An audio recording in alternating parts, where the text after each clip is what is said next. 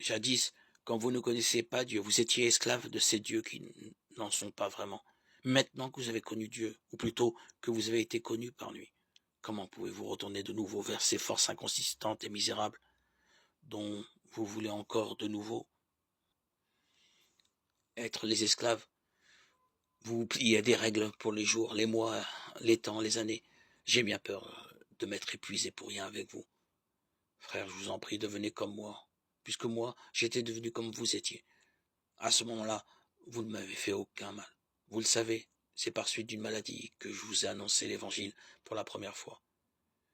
Et l'épreuve qu'était pour vous ce corps malade, vous ne l'avez pas repoussé avec dégoût, mais vous m'avez accueilli comme un ange de Dieu, comme le Christ Jésus lui-même. Où donc est votre joie d'alors?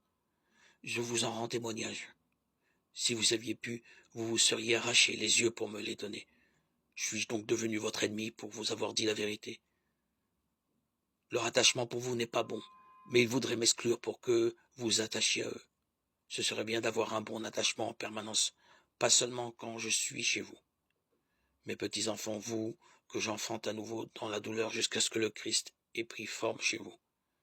J'aurais voulu être près de vous dès maintenant et pouvoir changer de ton, car je ne sais comment faire avec vous.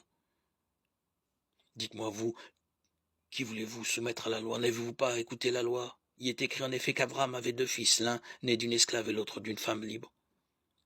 Le fils d'Agar, l'esclave, eut une origine purement humaine. Celui de Sarah, la femme libre, naquit à cause de la promesse de Dieu. Ces événements ont un sens symbolique. Les 2 femmes sont les 2 alliances. La première alliance, celle du mont Sinaï, met au monde des enfants esclaves, c'est Agar. Or, Agar, c'est le mont Sinaï en Arabie, qui correspond à la Jérusalem actuelle. Elle est esclave ainsi que ses enfants, tandis que la Jérusalem d'en haut est libre. Et c'est elle, notre mère. L'Écriture dit en effet, « Réjouis-toi, femme stérile, toi qui n'avais pas d'enfant. » Éclate en cris de joie, toi qui n'avais pas éprouvé les douleurs de l'enfantement. Car la femme abandonnée a maintenant plus d'enfants que celle qui avait son mari. Et vous, frères, comme Isaac, c'est par suite de la promesse de Dieu que vous êtes nés. Mais autrefois, l'enfant dont l'origine était purement humaine persécutait celui qui était né selon l'esprit. Il en est de même aujourd'hui. Or, que dit l'Écriture?